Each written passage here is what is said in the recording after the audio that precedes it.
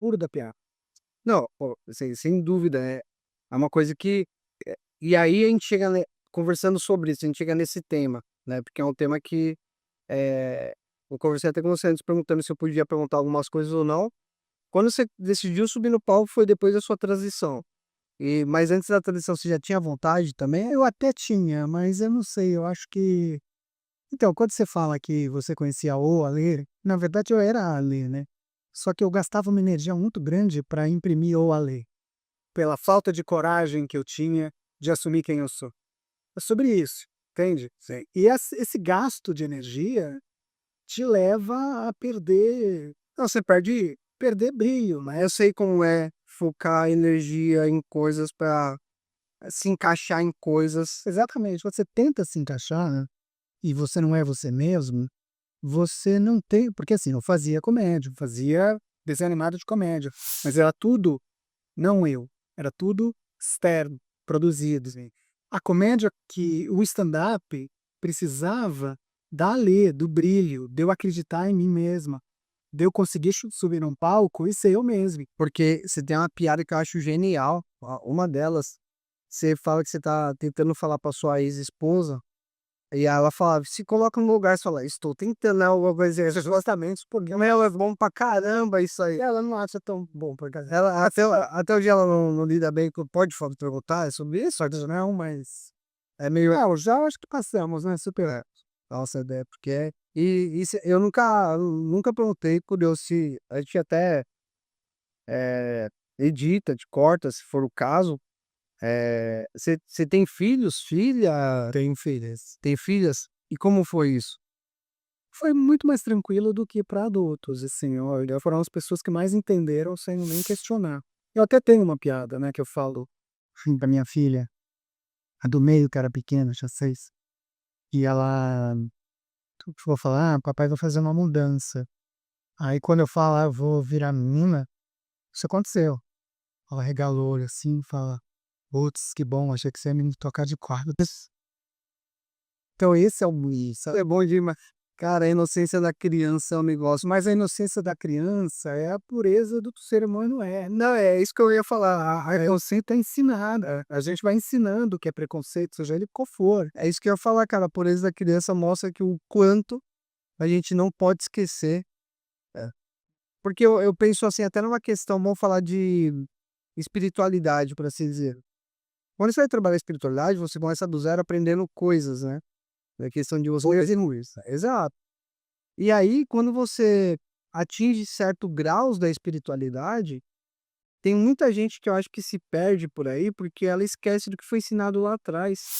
Então, você pega o coroinha, vamos falar de igreja, né. Eu juro que eu não vou fazer as piadas que tá vindo na minha mente. Mas a minha já fez, né. O coroinha, ele é ensinado, ele ir pra igreja, ele cara, ele faz de tudo ali. E aí, se é de desejo dele alcançar outros graus na igreja, e ele segue, tem muitos padres que esquecem do quanto é importante varrer a igreja, o quanto é importante essas coisas. Então, eu vejo isso na questão humana nossa, a gente fica velho, a gente perde tem que ter essa inocência infantil, Total. porque a gente se preocupa com outras coisas, a gente não Eu acho que nem é inocência, eu acho que é a pureza. E a gente fica tão com conceitos, não só preconceitos, que você vai ver um filme, você já tem essas expectativas é que estragam o esse azedar que acontece no envelhecimento.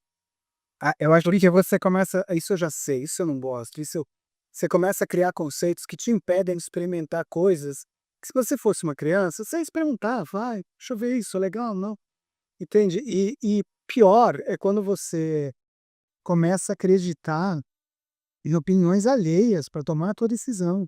Você nem sabe se você gosta ou não.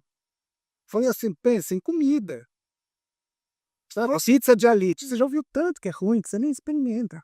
E é cara, pra caralho. o exemplo foi que é o exemplo nada a ver, né, mas eu acho que tem relação. Um comediante amigo meu, e aí eu vou falar mesmo, porque aí ferra com ele. Wagner Rodrigues. Wagner foi lá, assistiu Auto da Compadecida 2 e postou: "Ah, eu não achei o filme muito bom e não sei o quê, blá-blá-blá", e eu já fui com preconceito de assistir. achando que ia ser ruim. Só que eu achei maravilhoso, me emocionei 30 vezes aquele filme.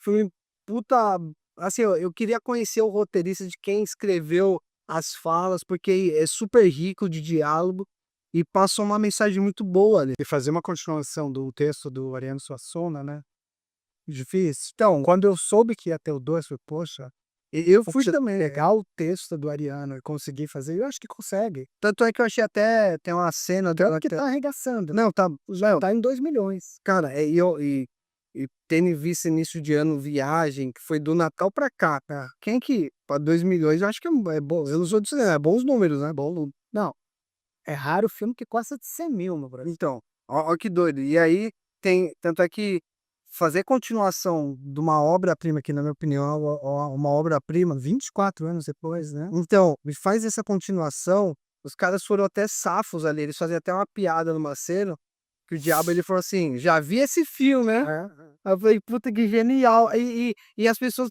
tem detalhes que vem o bispo, um farsante, aí ele vai beber, aí ele joga um pouquinho para o santo, que é a referência que tipo um cara fazendo papel de bispo, mas ele tá É. trazendo uma referência de uma outra E as religião. atuações são absurdas. Cara, né, cara, e eu achei muito bom porque foi mui você que é da área, eu acho que eles não estavam preocupados com o cinema em si, eles estavam preocupados em no na arte teatral raiz. Firma que é, né, o Ato da Compadecida, uma peça, Então, cara, aquilo é emocionante, emocionante demais, eu gostei, então, mas é isso, você escuta alguém falar, e aí você vai achando todo mundo pode falar, beleza, mas adultos têm que pegar e separar: "Não, espera, deixa eu criar a minha opinião", né. exato, não, eu concordo 100% com isso. Eu até, eu por ter passado por algumas coisas na minha infância, eu vou falar com total segurança, apesar de eu saber que isso vai virar piada depois na mão dos comediantes.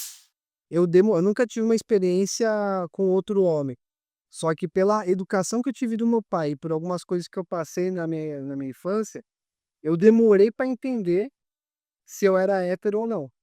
Por quê? O meu pai era um cara muito, Mas era uma questão? Era uma coisa que você não, mas foi colocado na minha cabeça quando eu era moleque: "Ó, você tem que ser homem, hein, você vai ser homem, você vai gostar de mulher", era isso que era colocado.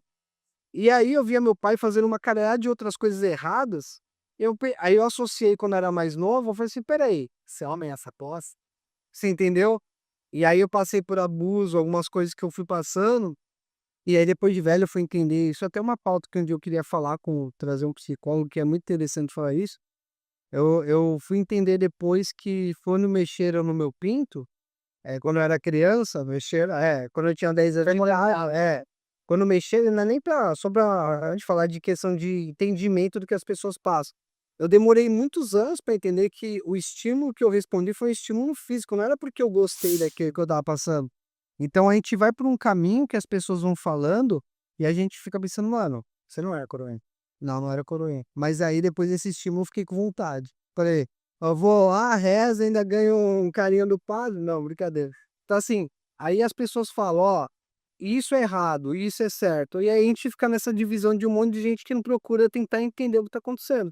Mas é aí que eu acho que a gente tem que proteger a infância por isso, né, é puro, como você falou e tal, mas a gente tem que blindar as crianças desse tipo de coisa, exato, uma criança ser, mexida. Mas a maioria hoje em dia você vê, a maioria dos lares, além de é que também é uma Acontece isso. é uma outra geração. Hoje tem a geração também que o moleque escuta, que eu brinco com meu primo, né, ele com 10 anos de idade escutou eu falando com um funcionário na loja da minha tia punheta.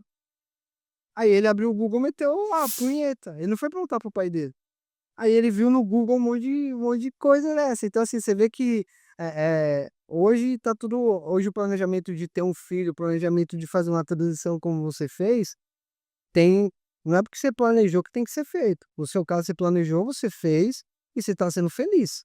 Agora tem gente que planeja em casa: "Vou ter filho", que não tô falando que é a mesma coisa que fazer a transição, mas o planejamento das coisas.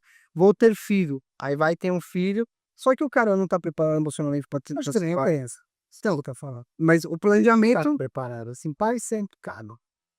Só que eu acho que tem coisas que são discutíveis. Proteger as crianças é o mais importante. que é isso, ponto. É. Por que que eu não falo, se meu Instagram que é aberto e tal, não falo das minhas, até falava, mas porque eu tenho que blindá-las, porque tem muito idiota Não, exatamente, entendeu? A gente querer falar merda, vai nossa, eu também, eu tô fazendo minha vida o mais profissional no Instagram possível, porque desde tretas que surgiram, desde a época do Tabata Amaral, até minha mãe recebeu mensagem de gente Pois é, xingando. Eu não sei pra quê. E aí esse ponto, porque a gente tá entrando nesses temas mais delicados por conta que na minha opinião, eu acho que a Nani ela colocou silicone também, eu não sei, a Nani é uma mulher trans, ela é trans também, porque, lá não que colocar silicone te faça uma mulher trans, mas sim ela se identifica como mulher. exato, então vamos lá, chegar nesse tema, vamos fingir que você tá falando com uma porta aqui oca que não entende de nada, que só vai assim: "Ah lá, Uma porta com vontade de entender.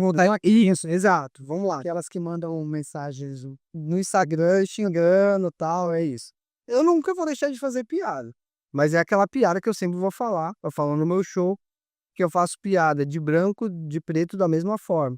Eu não chego não faço mas não é a mesma forma. Essa eu acho que a gente tem que tomar cuidado. Também acho que tem que fazer. não, é assim, que eu digo a mesma forma que eu trato igual, eu não chego Mas falando branco tem ali a sua seu privilégio, tá num lugar mais que é importante. exato, que é di mas aí a minha questão, que eu faço um show com o Ogro, que a gente faz um show que é o show de todos. Que aí o meu papel ali naquele show é com as minhas piadas fazer, não é, mas veja, quando eu falo piada, pelo amor de Deus, não acha que eu tô chegando pra uma: "Que macaco?". Não é isso. Até porque isso não é piada. Isso aí a gente chegou nesse ponto. O que é piada, o que é o crime de fato. A minha ideia com ele no show é o show dele mostrar o quanto eu sou branco privilegiado e o quanto eu fico zoando uma questão cultural que eu até brinco: "Ó, ogro, 200 anos atrás você não estaria no palco, hein. Você só tá aqui por conta de dívida cultural". E ele fica confortável com E isso? ele dá risada, ele brinca, ele dá réplica. Então a gente fica e aí esse show começou a lotar de gente, de pessoas trans, deficientes, pretas, que falam assim: "Puta, mano", não é aquelas piadinhas de tipo: "Ah, foi preso porque é preto", tá ligado? É umas piadas Aí não é que as piadas, são piadas inteligentes, entendeu? Que pelo menos eu julgo isso, porque a gente tem que ter cuidado. Porque eu falo, quando eu deixo de falar de um tema, aí é complicado. Esse tema não pode ser intocado. não, eu concordo em parte. Eu acho que primeiro, assim, sim, como comédia, a comédia é um lugar onde as pessoas não se machucam. Essa é a premissa Sim. de uma comédia. Se numa comédia, uma pessoa que toma uma frigideira na cabeça, é pra gente rir. Não é pra falar assim, não é Vê você bateu com a é, frigideira na isso, cabeça se fosse um drama, o cara vai morrer com uma frigideira na cabeça, mas na comédia a gente ri disso. Eh, Existe a violência estilizada, eu acho que dá para entender isso. Só que tem coisas no mundo de hoje que a gente tem que ter uma certa responsabilidade, porque as pessoas não são inteligentes. O ser humano emburreceu muito. E tem gente que não entende que é